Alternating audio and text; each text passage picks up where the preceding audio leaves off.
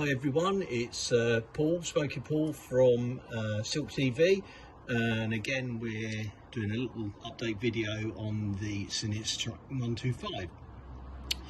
I've just gone through and done a full second service check, which in general is a good inspection of everything, clean the air filter. I've checked all the brake pads, checked the clutch, checked the lights, checked the tyre pressures, we've adjusted the chain, we've checked the valve clearances. Again, that was all shown on our first video, so I didn't want to repeat any of that. We found one loose bolt in this occasion.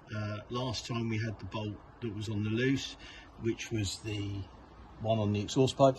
This time we found the side stand switch was just about hanging on there, so again something else to look out for something coming loose, and that's the side stand switch, so keep an eye on that.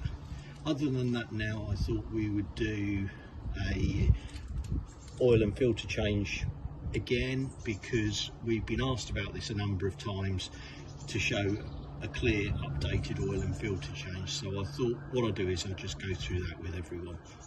We've run the bike as recommended for about 4 or 5 minutes to make sure the engine's nice and warm. So she's nice and warm. I've let it settle for about 5 minutes, so we've brought the engine oil all the way down. So what we do now is we drain the oil. I've got my oil catch washing up bowl ready.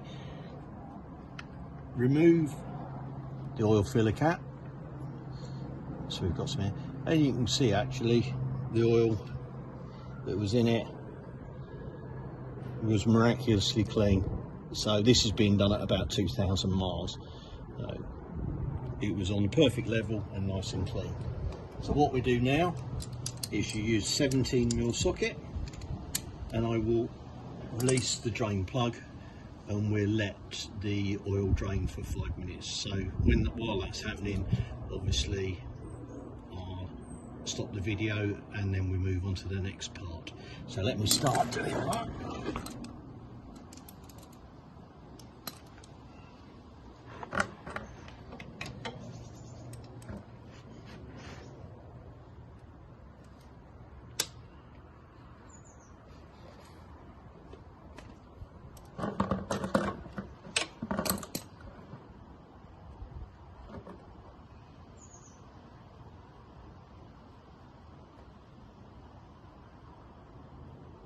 Okay, so we're removing the sump plug.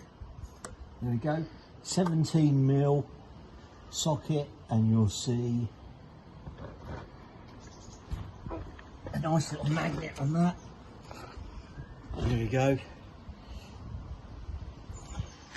And what we do, we give that a nice clean and see if we've got anything nasty on there. And as you can see, we've just got some fine, very light aluminium swarf, which I'd expect for an engine like this. There's nothing big, nothing nasty, nothing horrible going through there, so all good. That's what we'd expect. Give it a good clean, because every time you do your oil change, you don't want to be putting that back in, and you want to be making sure that we get a good result every time. Give it a good clean. Check your crush washer. It's aluminium. You can change them every service. I change them every few. I don't find any problems with them, especially the aluminium type. So don't over tighten it. That's not the idea. There is a torque figure in the book, so I can look that up if need be, and I'll add that in the comments. But there you go. So we've drained the oil. We can see it's draining. I'm going to give it a few more minutes, check it through, and then we'll move on to the next step. Okay, so carrying on, I've cleaned the bottom of the engine, checked the sump plug, checked underneath the thread and everything, checked that's all okay. I've replaced that and refitted it, so that's all done. clean everything underneath. I'm happy with that. Next we'll move on to removing the oil filter cartridge. That's underneath these 3 8mm bolts here, so let's remove those. Remember again, have your oil catch tray ready to catch it. You're only relieving about 1 litre, so it doesn't have to be the biggest pot in the world, but I like using these trusty washing up bowls because I do different bikes.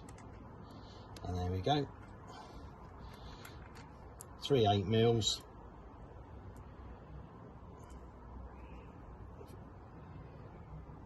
If you notice, one slightly shorter, and if you did notice, that was the top one.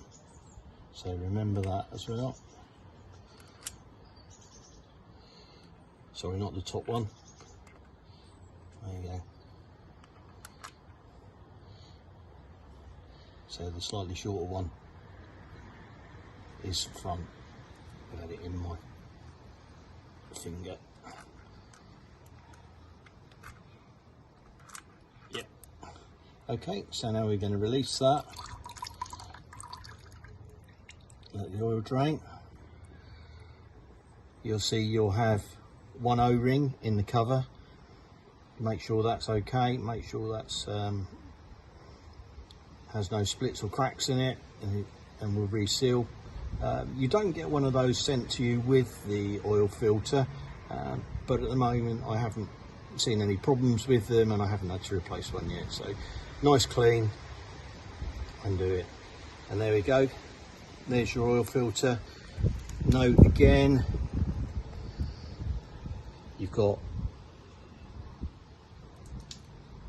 2 alignment pins, and when we take that out, you've got 1 washer, your oil filter, and then another washer. Okay, so what I'm going to do now is I'm going to clean the oil filter housing and clean that out, and then we move on to the next step.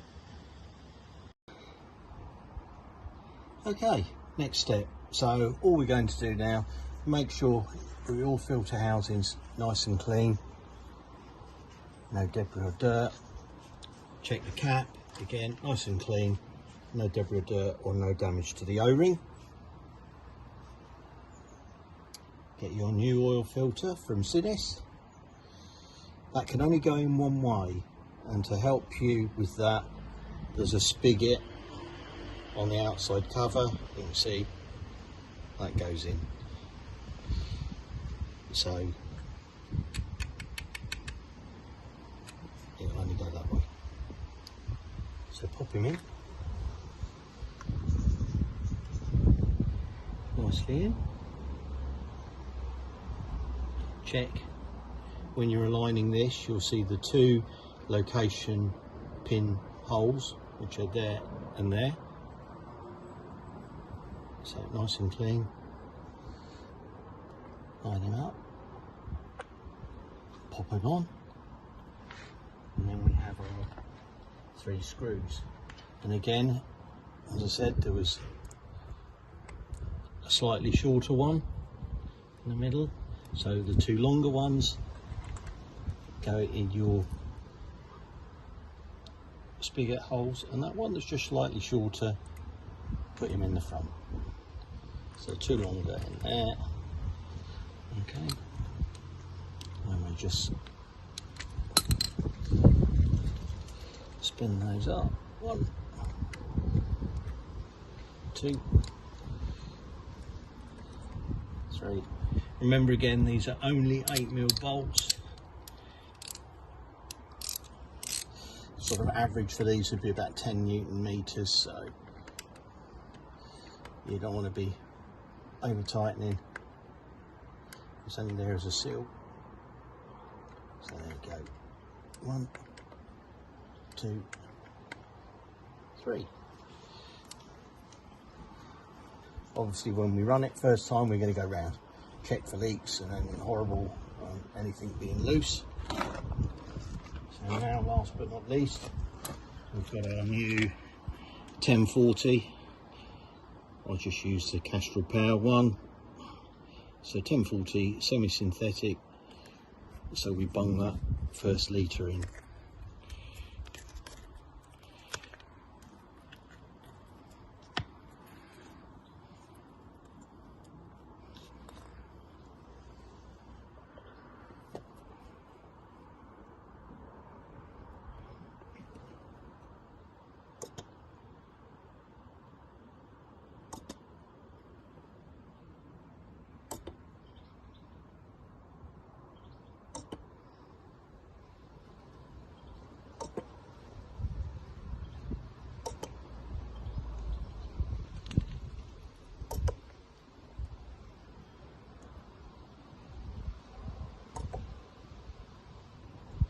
Notice I'm not going overly fast, just letting it going at its own rate. You don't want to be forcing the oil around the gears, because if you force too much in too quickly, you might get a little bit of backup and potentially you could get some leak out. So I think that's just a practice that I've always done on everything. It might not be 100% required, but it's always best just to let things happen at their own rate. Slowly catch your monkey. Okay, so we've put our first litre in. I'm going to let that settle for a while now. So we come back in a minute and we run it and then check the level and then do that last 0.1 and set the level. Okay.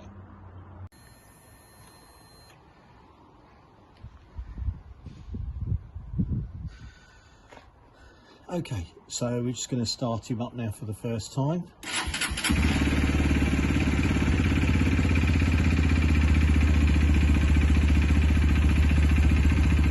Let him idle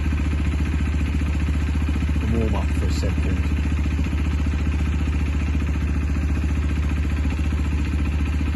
Okay, now we come back down again.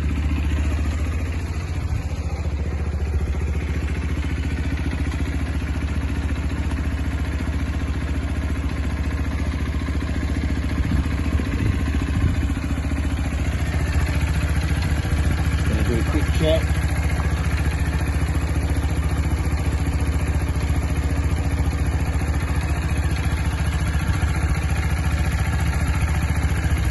No leaks, no nasty noises.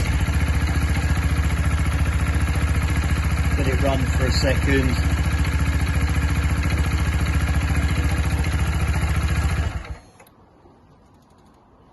Okay, we let it settle.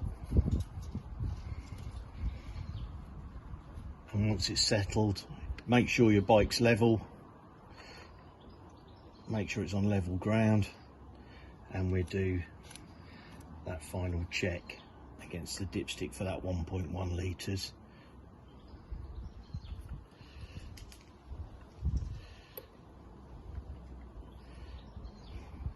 There you can see he's just down, so we put that last bit in.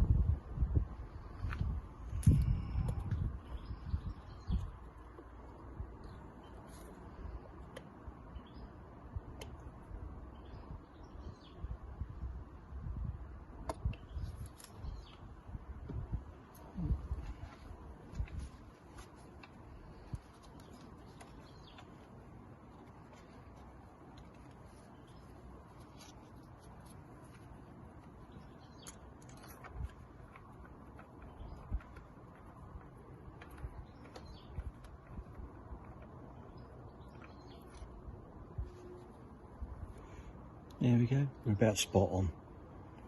And that's it. You're ready to go. That's I hope that's been useful. I've tried to do it sort of like more slowly and clearly for everyone. I will put some notes if I can find the torque wrench settings, as I say. Really, it's pretty much common sense. You've got your small 8mm bolts here. You don't want to be putting 4 million foot-pound on them. Again, on the sump plug, it's not load bearing, it's sealing. So always remember that you're not load bearing, you're sealing, and you're screwing into soft aluminium. So always be aware and feel things, you know when it's right. Well, I'd hope you know when it's right if you're doing this. So that's our second service video. I'm just going to go around now with a little bit of spray grease and just make sure we've got the hinges and things all safe and lubricated. Other than that, any questions, anything you want done, let me know. As I say, this is Paul, Smoky Paul on Silk TV. Be nice if some of you guys left us a like or subscribed, because it just helps me sort of